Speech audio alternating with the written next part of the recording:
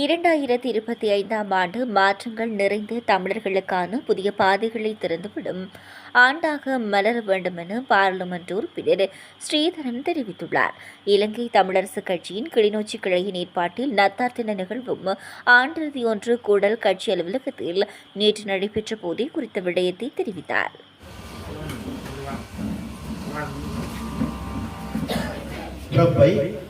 உலக மக்கள் எல்லோரும் கொண்டாடுகின்றோம்.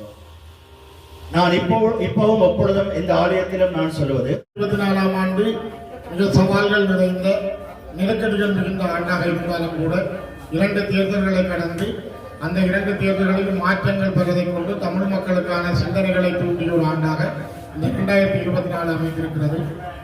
பிறக்க போகிற 2025ஆம் ஆண்டு மாற்றங்கள் நோக்கிய தமிழர்களுக்கான புதிய பாதைகளை திறந்து விடுகிற ஆண்டாக மாறும் என்ற நம்பிக்கை நமக்கு உண்டு. எங்கள் தமிழர்களுடைய தேசிய அபிலாஷையான அவருடைய அரசியல் அபிலாஷைகளை வென்றெடுப்பதற்கான ஆண்டாக வருகிற 2025ஆம் ஆண்டு தன்னுடைய அடையாளத்தை தரும் என்று நாங்கள் நம்புகிறோம். தமிழ் மக்களுடைய தனித்துவமான தனி தேசிய அடையாளமும் அவருடைய தமிழ் தேசிய இருப்பும் முக்கியத்துவம் பெற்று இழந்து போன எங்களுடைய மக்களின் இழப்புகளில் இருந்தும் நாங்கள் எங்களுடைய ஒவ்வொரு உயிர்களினுடைய ஆத்மாக்களின் சிந்தனைகளில் இருந்தும் எங்கள் தேசத்தை மீண்டும் கட்டியெழுப்புவதற்கான பயணத்தில் வருகிற ஆண்டும் புதிய பொலிவும் புதிய தெம்பும் எங்களுக்கு கிடைக்கும் என்ற நம்பிக்கை உண்டு.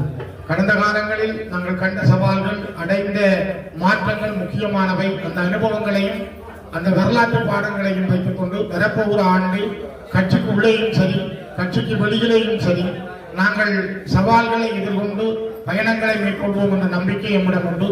அந்த நம்பிக்கைக்கும் சவால்களுக்கும் நாங்கள் முகம் கொடுக்க தயாராக இருக்கிறோம். அந்த தைரியமும் நம்பிக்கையும் இயற்கை என்னும் முறைவன் எங்களுக்கு தந்த அடிப்படையில் கிடைத்திருக்கிறது. ஆகவே அந்த முயற்சிகள் வெற்றி பெறும்.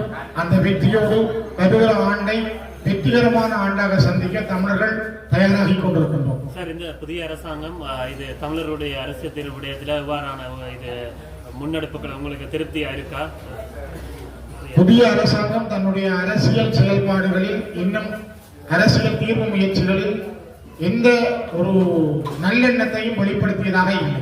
இதுவரை அவர்களுடைய எண்ணங்கள் என்பது மறைமுகமானதாக இருக்கிறதே தவிர கருத்துக்களை சொல்வதாக இருக்கிறதே தவிர அதற்கான முயற்சிகளை முன்னெடுப்பதாக காணவில்லை.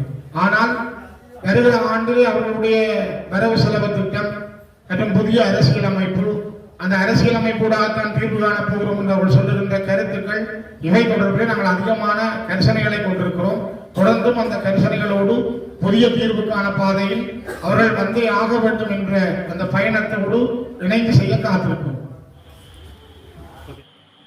சிறைச்சாலைகளில் இடம்பெறும் போதைப்பொருள் கடத்தல் மற்றும் பாதாள உலக செயற்பாடுகளை தடுப்பதற்கு நடவடிக்கை எடுக்குமாறு ஜனாதிபதி அனுரகுமார் திசாநாயக்க அதிகாரிகளுக்கு பணிப்புரை விடுத்துள்ளார். ஜனாதிபதி செயலகத்தில் இன்று இடம்பெற்ற கலந்துரையாடலின் போதே ஜனாதிபதி இந்த பணிப்புரையை வழங்கினார். போதைப்பொருள் மற்றும் பாதாள உலகத்துடன் தொடர்புடைய நபர்களின் வழக்கு நடவடிக்கைகளை துரிதமாக நிறைவு செய்யுமாறு அதிகாரிகளுக்கு அறிவித்த ஜனாதிபதி அதற்காக இணையவழி முறையை பின்பற்றுவதற்கான சாத்தியக்கூறுகளையும் சுட்டிக்காட்டினார். ஆன்லைன் முறையினூடாக வழக்கு நடவடிக்கைகளை மேற்கொள்வதில் ஏற்படும் சிரமங்களை கண்டறிந்து அது தொடர்பான உட்கட்டமைப்பை மேம்படுத்துமாறும் ஜனாதிபதி அறிவித்தார்.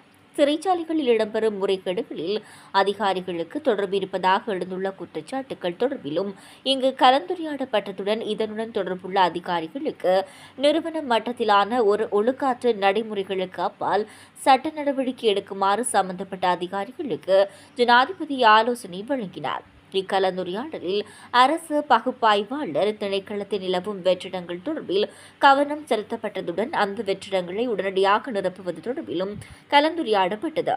இந்த கலந்துரையாடலில் பொதுமக்கள் பாதுகாப்பு மற்றும் பாராளுமன்ற அலுவலர்கள் அமைச்சர் ஆனந்த விஜயபால, நீதி மற்றும் தேசிய ஒருமைப்பாட்டு அமைச்சர் சட்டத்தரணி ஹர்ஷன நாணயக்கார, நீதி மற்றும் தேசிய ஒருமைப்பாட்டு அமைச்சின் செயலாளர் சட்டத்தரணி ஐஎஸ்ஆ ஜினசேன, சிறைச்சாலைகள் ஆணையாளர் நாயகம் துஷார உப்புல் தெனிய உள்ளிட்டோர் கலந்து கொண்டனர்.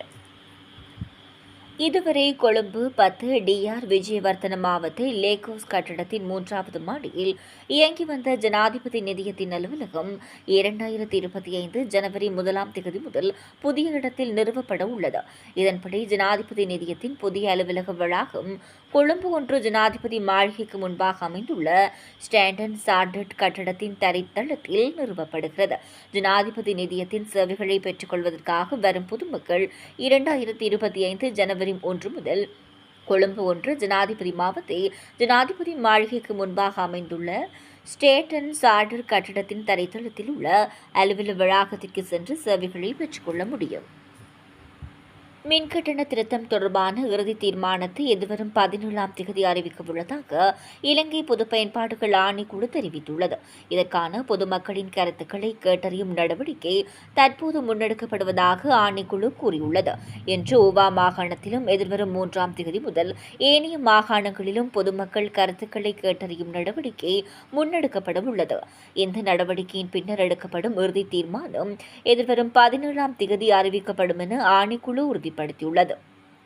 இதனிடையே மின்சார சபை ஊழியர்களுக்கு ஊக்குவிப்பு கொடுப்பனவையும் வழங்கி மின்சார கட்டணத்தையும் 6 வீதத்தால் குறைக்க முடியும் என இலங்கை மின்சார சபையின் பொதுஜன முற்போக்கு ஊழியர் சங்கம் தெரிவித்துள்ளது.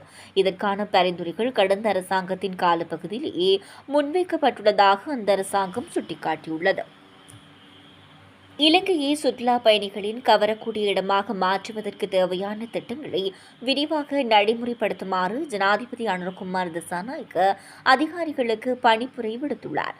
கிளீன் ஸ்ரீலங்கா திட்டத்தை மீளமைப்பதினூடாக சுற்றுலாத்துறையை மேம்படுத்துவது தொடர்பான செயற்பாடுகள் வலுவடையும் என ஜனாதிபதி மேலும் குறிப்பிட்டுள்ளார்.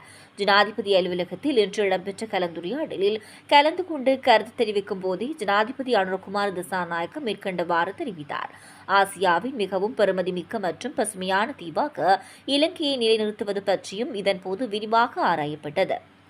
சுற்றாடல் மற்றும் கலாச்சார துறைகள் மூலம் சுற்றுலாத்துறையை மேம்படுத்துவது குறித்தும் இந்நாட்டில் சுற்றுலாவை மேம்படுத்துவதில் முறையான மற்றும் முறைசாரா துறைகளில் உள்ள அனைத்து தரப்பினர்களையும் ஒன்றிணைப்பது குறித்தும் கவனம் செலுத்தப்பட்டது.